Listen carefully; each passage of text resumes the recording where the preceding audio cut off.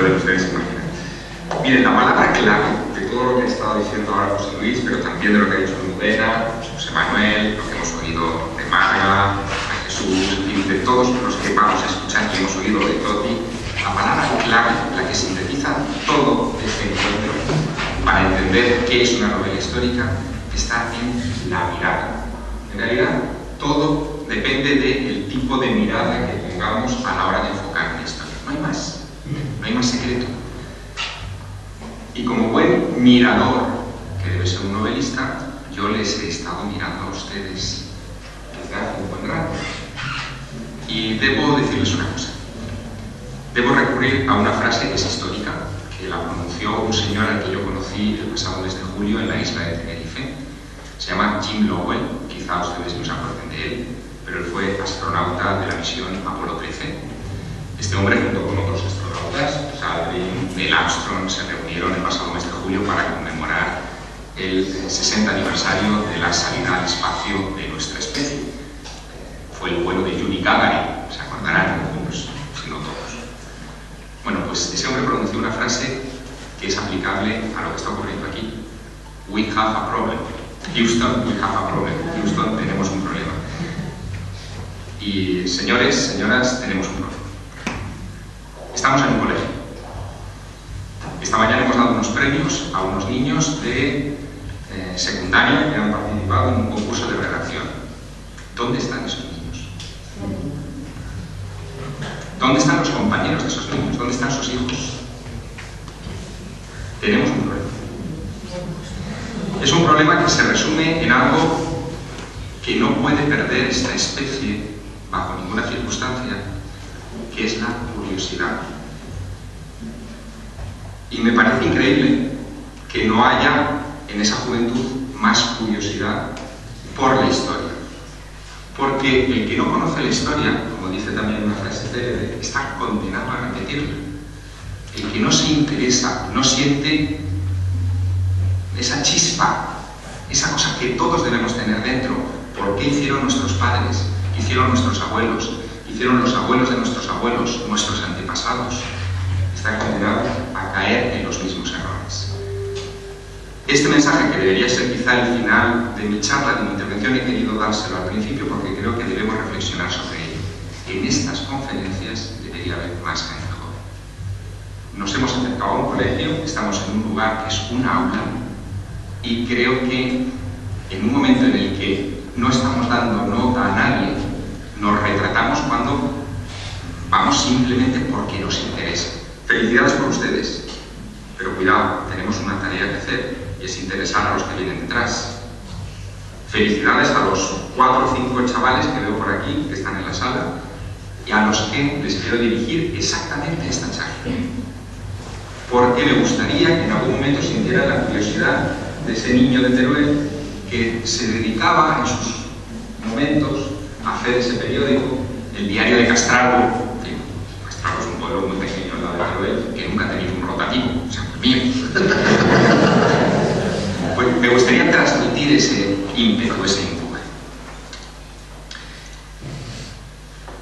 Detrás de todo novelista que se dedica a hacer este tipo de obras, lo que hay es una pasión por redescubrir. Probablemente muchos de nosotros hemos escuchado hablar de todos los protagonistas de la historia que han desfilado en estas jornadas por aquí, en algún momento en nuestras clases. Probablemente incluso hemos bostezado, mirado a otro lado cuando el profesor nos hablaba de ellos. Pero llega un momento en el que, y cada uno tiene su historia particular, siente la necesidad de redescubrir esos personajes y meterse dentro de la piel de esos personajes. Yo os voy a contar una pequeña historia, porque creo que un novelista está obligado de alguna manera a contar un cuento, una pequeña historia. Esa historia tiene que ver con mi primer viaje en el año 94 a Perú. Yo era muy joven, hice el viaje porque a mí me atraían mucho las culturas andinas, en fin, todo lo que es América me atrae desde hace muchísimo tiempo. Y tuve la oportunidad de pasar un mes vagando, digamos, por toda la sierra del Perú. Me detuve, por supuesto, en la ciudad de Cuzco y allí me encontré con una historia que era casi digna de novela. Es más, me metí dentro de un tema que nunca he novelado sobre él, apenas he escrito sobre él, pero que sin embargo se ha quedado dentro como un pequeño tesoro que a mí me anima a hacer muchas cosas en las que estoy embarcado actualmente. En el año 94, en marzo del año 94, con dos amigos, llego a la ciudad del Cuzco buscando la confirmación de alguna manera de una leyenda. ¿Qué pasó en 1533 cuando llegan los españoles al Cuzco? Bueno, Francisco Pizarro y sus hombres llegan a este lugar, que es la capital del Tahuantinsuyo, del Imperio Inca, y la visión que tienen desde los cerros, desde las colinas, porque Cuzco es como una caldera dentro de la cual se encuentra la ciudad, la visión que tienen es que el centro de la ciudad está presidido por el Templo del Sol o Oricancha, que era un templo revestido de planchas de oro que debía refulgir con los rayos del sol de manera impresionante. Pizarro y sus hombres debieron pensar en algún momento que habían encontrado por fin ese dorado, ese lugar de riquezas infinitas que habían perseguido muchos conquistadores, y quizá cerca también estuviera otro de los sueños que perseguimos, que fue la fuente de la eterna juventud. Mitos, fíjense la importancia de los mitos, tantas veces denostados a veces por los historiadores, que fueron los que nos hicieron descubrir, si no, no nos hubiéramos movido. ¿Qué perseguirían esos extremeños en esos lugares, salvo ese tipo de riquezas? O riquezas materiales, o la riqueza de las riquezas, que es la eterna juventud, no la inmortalidad. Bueno, cuando llega Pizarro allí, ven eso, se produce una guerra, que no les detallaré al milímetro, pero en un momento determinado, en Cajamarca, atrapan a Atahualpa, al señor de los incas. Pizarro pide un rescate por Atahualpa, que es una habitación de 10 metros cúbicos llena de oro. Los súbditos de Atahualpa llenan esa habitación de oro, pero Pizarro, en un golpe de efecto maestro desde la perspectiva cristiana, lo que hace es sacrificar a Atahualpa el 24 de junio, que era el día del solsticio, por lo cual ese imperio, que era un imperio del sol, por cierto, me recuerda al imperio del sol naciente, que serían los orientales de los que antes nos hablaba Marca, pues ese día el imperio del sol muere simbólicamente, y muere porque es asesinado a Atahualpa. Los españoles entran rápidamente en Cuzco y van directamente al Oricancha, a saquear el Oricancha. Los tesoros imperiales, digamos, han desaparecido. No están los estandartes, no está una cadena de eslabones cortos como puños, no está el disco solar, el disco que presidía el lugar. En fin, todas las riquezas de oro que habían visto algunos españoles antes han desaparecido. Y surge la leyenda de que ese oro ha tenido que esfumarse probablemente en una red de pasadizos subterráneos de la que hablan todos los incas, pero que nadie se ha atrevido a explorar. Esto ocurre en 1533. Los españoles desmontan el Oricancha en buena medida y construyen encima un convento. Esto es algo que es muy español en ese lugar. Todos los cimientos de la ciudad del Cuzco son cimientos incas. De hecho, la estructura de la ciudad, la estructura urbana del centro, es inca, pero sobre ellos se han construido los edificios españoles. Hoy, si ustedes van allí, verán que los edificios tienen una peculiaridad. Los muros incas están en perfecto estado de conservación y los muros españoles están agrietados, porque los incas habían construido edificios antisísmicos, mientras que la estructura de mampostería encima no aguanta bien los movimientos del subsuelo. Fíjense ustedes qué maravilla de estructura, ¿no? Paredes lisas, casi como espejos, talladas en andesita, que es una roca muy dura, no solamente duro de tallar, sino también duro de orientar, y estaban orientadas perfectamente a los puntos cardinales, integrados con la naturaleza. En fin, la cultura inca, como todas las culturas americanas, estaba muy vinculada a la naturaleza, pero después se construyó encima esto, que es lo que hoy pueden visitar. En 1613, si no recuerdo mal, Huamán Poma de Ayala, uno de los cronistas, narra las peripecias de los españoles entre los incas y la caída del Tahuantinsuyo, cuenta que 3 españoles, de los que dan nombre y apellidos, se atreven a hacer una incursión en esos túneles que descubren accidentalmente bajo el convento de Santo Domingo durante las obras, y que esos 3 españoles desaparecen, no se vuelve a saber de ellos, y van buscando, por supuesto, el tesoro de Atahualpa. Un poco más tarde, ya XVII, bien, finales del XVII, surge otra historia. Un chaval, un joven, que estaba buscando también el tesoro de los incas, encuentra una entrada a una red subterránea, una chincana, que en quechua significa laberinto, en Sacsayhuamán, que está a 1,5 kilómetros más o menos del centro de Cuzco. Durante 3 días nadie sabe nada de él, lo dan por muerto igual que aquellos 3 españoles, pero al cabo del 3er día, como si resucitara, de repente aparece debajo del altar mayor del convento de Santo Domingo, del antiguo Coricancha, sujetando un choclo de oro, una mazorca de oro macizo en las manos y diciendo: está lleno de oro, está lleno de oro. Lo internan porque llega deshidratado y en malas condiciones y muere a la mañana siguiente en medio de fiebres y delirios. Esa es la leyenda que a mí me llega a las crónicas de Juan Manco de Ayala, y yo me presento en Cuzco intentando encontrar el túnel.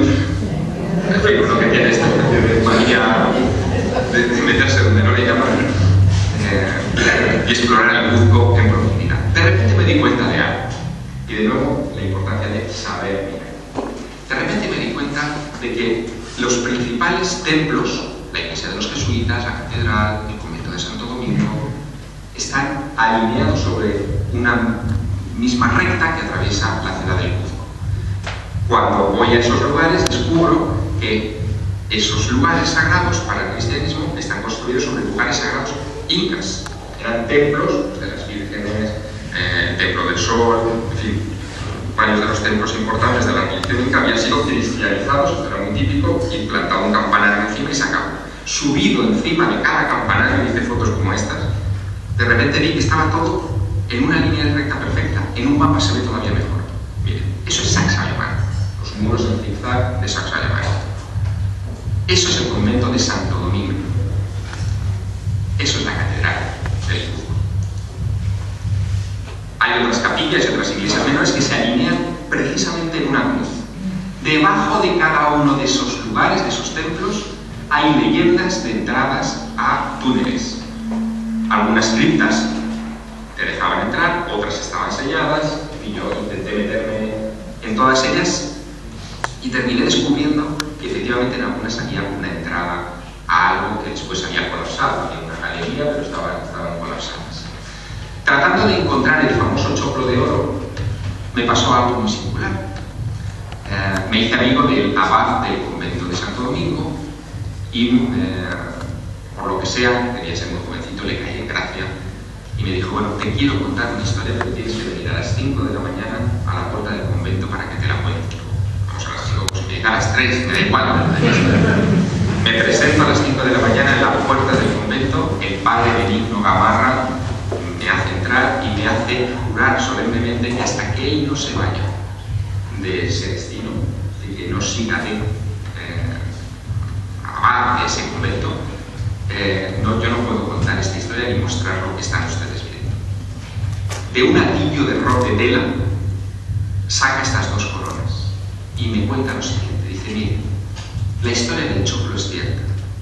Cada abad que ha llegado aquí a este convento ha recibido en su ceremonia de aceptación, ha recibido estas 2 coronas para que les protejan. Nunca han estado puestas en la cabeza de la Virgen y del niño que preside la iglesia de Santo Domingo, que es el convento de Coricancha, el antiguo Coricancha, para no despertar la codicia. Pero estas coronas de oro se fundieron de ese choclo. Las coronas que hoy se ven allí puestas son de plata y nadie sospecha esta historia. Me dejó hacer esta fotografía y me dejó marchar. Ahí había una historia secreta que contar. Había una historia. Con el correr de los años, en esta época estaba empezando a estudiar periodismo, llevaba 3 años de carrera, descubrí algo que para mí fue una revelación, y es que cada momento histórico tiene su secreto. Y cuanto más grande es el momento histórico, más grande es el secreto que oculta. Porque cada momento histórico está sujeto, y ustedes lo están viendo en estos momentos, es decir, a tensiones de todo tipo. No tiene por qué ser secretos místicos ni sobrenaturales, pero que hay intereses que se nos quieren ocultar, sin dudas, en cada etapa. Y misión de un escritor, de un novelista, es tratar de meterse en la piel de esos personajes y figurar qué clase de secretos se nos ocultaron para tratar de transmitirlos. Es más, para esos niños jóvenes que hoy no están en esta sala, probablemente les resultará mucho más atractivo un planteamiento de novela desde el secreto, desde la intriga, desde la supuesta mentira o el engaño, que no un planteamiento lineal de la historia que diga 12 de octubre de 1492, Cristóbal Colón llega a América. Porque eso es lo que reciben en el colegio y es quizá lo que en algún momento les hace pensar que unas jornadas tan entretenidas como estas van a ser una continuación de ese modelo de enseñanza. No es así. Saber mirar. Yo aprendí también algo unos años más tarde, y esta es una pequeña historia muy rápida, en la Basílica de San Pedro del Vaticano. Con esto iniciaba uno de mis libros, uno de los ensayos, ni siquiera novela, pero es historia de novela. En la Basílica de San Pedro, en el lado izquierdo, detrás de la tercera columna que sujeta la bóveda de la Basílica, lo digo para, si van allí a verlo, se encuentra la tumba de un papa. No está enterrado en las de abajo, sino que es un papa más antiguo, por lo tanto está arriba, hay más aquí, que es Inocencio VIII. Inocencio VIII muere de dolores intestinales, probablemente envenenado, aunque sobre esto nunca hay certeza absoluta hasta que no se haga la autopsia. Muere probablemente envenenado en julio de 1492, una semana antes aproximadamente de que Cristóbal Colón zarpara del puerto de Palos hacia América. De hecho, Cristóbal Colón se fue a ese viaje sin que le hubiera llegado la noticia de que el Papa Inocencio VIII había muerto. En la losa sepulcral de Inocencio VIII, que es esta, que está escrita en latín y donde se leen sus mayores hazañas, entre ellas que fue el hombre que concedió el título de católicos a Fernando e Isabel, se lee otra cosa muy sorprendente que dice: Novi orbis suo aequo inventi gloria. Suya es la gloria del descubrimiento del nuevo mundo. Hombre, si este tipo muere en julio de 1492, nos encontramos con un pequeño anacronismo, ¿no? ¿Hay un misterio ahí? ¿Es un error? ¿Hubo una intención en el señor que esculpió este epitafio? Bueno, hay una historia. Una historia que además se puede adobar con cosas que si ustedes abrieran bien los ojos, habrían visto. Yo no sé si se han dado cuenta. Yo me he quedado perplejo nada más entrar en esta sala. El primer póster que está colgado en el margen izquierdo de esta sala es un souvenir de la Oficina de Turismo de Turquía. Es un mapa de inicios del siglo XVI. Es este mapa. Para entenderlo bien hay que ponerlo así como está en el póster. Es un mapa en el que se ve la península ibérica, lo ven ustedes aquí, el estrecho de Gibraltar, el Cuerno de África y el perfil costero americano. Es un mapa muy misterioso. Está firmado en 1513 por este personaje que está citado aquí, que es Piri ibn Hajji Mehmed, más conocido como Piri Reis, que fue uno de los grandes navegantes de la flota otomana en aquel tiempo. Este sujeto, Piri Reis, era sobrino de un navegante todavía más famoso en la historia turca de la navegación, que es Kemal Reis. Desde la perspectiva, y de nuevo volvemos a la mirada, desde la mirada cristiana, era un pirata, un corsario, un tipo despreciable que se dedicaba a asaltar a las embarcaciones cristianas, a hacer prisioneros, a hacer cautivos y pedir después rescate por ellos. Desde la perspectiva otomana es un héroe de la navegación, uno de los pilares fundamentales de la navegación. En un momento dado, Piri Reis quiere hacerle un regalo al sultán de Egipto y elabora un mapa mundi. Quizá el regalo más precioso que un navegante puede entregar en aquel tiempo a un personaje de esa envergadura. Ese mapa mundi es un mapa completo de lo que se conoce por el mundo en esa época. El mapa del Mediterráneo no está aquí. Si os dais cuenta, este mapa está rasgado. Falta esta otra mitad, en paradero desconocido. Y solo conservamos esta, que por ser menos útil, porque en total, si había tierra allí a los turcos les daba un poco lo mismo, por ser menos útil, ha llegado hasta nuestros días. Lo descubrió Ataturk cuando en 1919 entra en el Palacio del Topkapi, entra en el harén del Palacio utilizado como mantel de las señoras que tenía allí el sultán, lleno de suciedad, de comida encima. No solamente utilizaron este mantel, que era bueno, es decir, era piel de gacela, esto aguantaba, sino otros materiales. Atatürk se queda tan fascinado con esta historia que decide emprender una investigación. Se queda fascinado porque en 1919, ya sabíamos mucho de historia de América, sabíamos, por ejemplo, que las Malvinas no se descubren hasta 1592 y, sin embargo, aparecen cartografiadas en este mapa de 1513. Sabemos, por ejemplo, que el Amazonas, esto es algo de geografía general, nace en los Andes, pero esto no se sabía en 1513. Sabemos que existen los Andes, pero es que Pizarro ve los Andes en 1533. ¿Qué hacen los Andes cartografiados ahí? Los Andes se ven perfectamente aquí. ¿Lo ven? Hay una cadena montañosa, luego lo veremos más ampliado. Y ahí, en ese hueco, nos cuenta una historia alucinante. Nos cuenta que Piri Reis, en uno de sus viajes por el Mediterráneo, se encuentra con un barco español, lo asaltan, y uno de los españoles que capturan, resulta ser un piloto que había ido con Colón a América. No da nombre, pero cuenta su historia. Y dice que gracias a ese piloto él tiene esa información sobre el continente americano, y gracias también, porque era la lista de fuentes, a mapas que él ha consultado en la Biblioteca Imperial de Constantinopla, heredados, dice, de la Biblioteca de Alejandría. Un piloto de Colón sabía que los Andes estaban ahí si el hombre se quedó en Cuba, lo que sería la Española, el sitio de esa zona. No. ¿Eran esos mapas de la Biblioteca de Alejandría los que daban esa información? Claro, no. Entonces tenemos que retrasar la fecha del supuesto conocimiento de América. Pero había algo más. Daba una fecha el mapa. Daba una fecha. Dice, estas costas, las Antillas, a ese nombre, y además les pinto unos loritos muy monos y tal, fueron descubiertas en el año 890 del calendario árabe, y da el nombre de Colón. El año 890 de la Égira no es 1492, es anterior, es 1485. Bueno, esto por supuesto da juego para muchas novelas. El tema cronológico no lo utilizó Matilde Asensi, por ejemplo, en Origen Perdido, pero sí otros muchos, pero nos permite tener claro que ese mapa que ustedes tienen ahí, que sus hijos o los alumnos de este colegio ven ahí en el salón de actos, es un verdadero, colosal y formidable misterio. Hay otro misterio más. Yo soy de Teruel. Ustedes ya saben cómo somos los de Teruel y los de Castro, ¿no? O sea, y José Luis se nos pone algo entre ceja y ceja y cambio de leche, allá va. Bueno, pues yo quise ver este mapa. Amigo, ¿qué cosa se le ocurre a un escritor?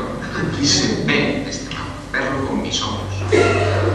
En un primer viaje a Estambul vi que en el Museo de Topkapi, donde fue descubierto y donde supuestamente tendría que estar, no estaba.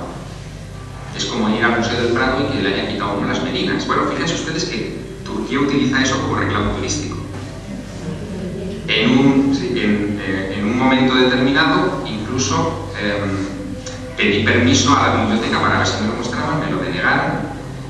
En la Expo, ¿ustedes se acuerdan de la Expo del Mar de Lisboa? La Expo Universal de Lisboa, en el pabellón de Lisboa, Turquía hizo un pabellón dedicado a Piri Reis. Prometieron llevar el mapa de Piri Reis, no lo llevaron. En mi mosqueo iba en aumento. En un segundo viaje, organizado con el Ministerio de Cultura turco, visité Turquía con todos los permisos para ver el mapa de Piri Reis. Llegué al museo y la directora me dijo no. Luego se arrepintió y nos permitió entrar en la biblioteca y me sacaron el mapa. Un mapa de colores relucientes, maravilloso, un mapa fabuloso, tan bien hecho, con tan pocas manchas en las que habían dejado las concubinas del sultán, que evidentemente era una reproducción. ¿Dónde está el mapa de Piri Reis? ¿Quién lo tiene? ¿Por qué no lo muestran? Claro, no lo muestran porque no lo tienen. Bueno, pues ahí hay otro misterio. Y esto también es historia, es más reciente, pero es historia. No les quiero aburrir porque ya se me ha ido el tiempo casi con esta lo que era mi introducción, pero es muy importante para estos futuros escritores que quieran continuar después de esta redacción que nos han presentado, seguir en esa senda, saber que deben conservar sus ojos curiosos, los ojos de niño, para ver estos viejos asuntos. Yo me alegro mucho de que ustedes estén aquí porque demuestra de alguna manera que quieren recuperar esos ojos de la infancia, la curiosidad, el deseo de saber, pero los niños, los jóvenes deben saber que lo tienen por naturaleza y no debemos recriminarles, y a veces lo hacemos desde la ausencia cuando hacen preguntas. Hay muchas veces que dice, pareces tonto niño. No, nuestra tarea es contarles las historias, no enseñarles historias, sino contarles la historia. Y eso es una labor ardua que implica enseñarles, por ejemplo, la Edad Media y toda la historia de los caballeros templarios, por ejemplo, pues desde la curiosidad. ¿Por qué, por ejemplo, los templarios, esto no me lo enseñan en el colegio, me explican otras cosas aburridas, por qué los templarios, en vez de eran una fuerza pensada para proteger peregrinos que tenían que ir a Tierra Santa, una especie de policía para proteger a los peregrinos en su ruta hacia Jerusalén, ¿por qué el puerto principal de los templarios no estaba en el Mediterráneo, sino en La Rochelle, en el Atlántico? Bueno, se puede imaginar que esta evidencia y la de que todas las grandes rutas templarias de aquel tiempo desembocaban en La Rochelle ha dado pie a especulaciones como que ellos ya conocían una ruta hacia América y que podrían haber importado plata de América. Yo no sé si eso es cierto o no, pero sí que es cierto que en los Estados Unidos se han encontrado grafitis, como este que ustedes ven aquí, que se llama El Caballero de Westport, y se encontró en Massachusetts, donde aparece un caballero medieval que no es español, que no es propio ya de la época de la llegada de los españoles a América, que parece más medieval que otra cosa, y que tiene en su escudo un barco con palos, no sé si lo verán ustedes ahí, pero es un barco muy europeo. O por ejemplo esto que me encontré yo esta foto mía, en el Museo Nacional de Arqueología de La Paz, en Bolivia. Lo llaman el hombre de Carabuco, porque fue descubierto en ese pueblo, es precolombino, y muestra a un tipo con capucha, con cejas cortas, con barba, una especie de barbita alrededor de la boca, y con una cruz en el manto, ¿no? en el vestido. Precolombino. Antes de la llegada de los españoles de Pizarro, en este caso de sus hombres a toda esa zona del altiplano. Hombres barbudos como el monolito Contiki en Tiahuanaco, no demasiado lejos de Carabuco. Los indios de esa zona son imberbes, lo sabemos por genética. ¿A quién veneraban que eran hombres así? Bueno, pues hay una historia. Hubo contactos antes de Colón. Hubo misioneros, monjes, por aquellas tierras de la Edad Media, porque arribaron a ir a un barco que llegó náufrago y se dedicaron a expandir en lo que pudieron su fe. ¿Por qué Pizarro, cuando entra en Reconicancha, en el lugar donde ha empezado nuestro viaje esta tarde, se encuentra con una figura blanca, de barba, una estatuita, que piensan que es San Bartolomé y que es un tipo con una túnica y que allí lo llaman Bartolomé, allí llaman Viracocha? ¿Quién era ese Viracocha? Bueno, pues son cosas que están en los libros de historia, muchas veces en las notas a pie de página, muchas veces pasadas por encima, y que son fascinantes. Y ahora una propuesta para los que no se conforman con buscar en Google. Seguramente este colegio, y si no la biblioteca municipal, tendrá la enciclopedia Espasa. Caramba, vayan y consulten la enciclopedia Espasa alguna vez.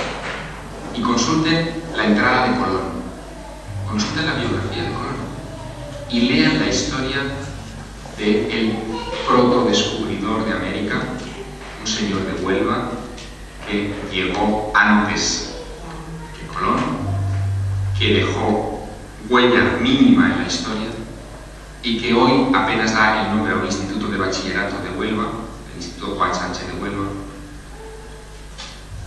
en el que sus alumnos no saben quién fue Juan Sánchez, tienen ni idea, pero es que los profesores tampoco. Señores, pregúntense, abran los ojos, miren los nombres de las calles, de los institutos, como el Beatriz Galindo de Madrid, por ejemplo, que nos ha contado su maravillosa historia transmitan esa curiosidad a sus hijos. Y la próxima vez que organicemos un evento de este tipo, que estén aquí, que se lo van a pasar igual de bien que ustedes. Suya es la responsabilidad. Gracias.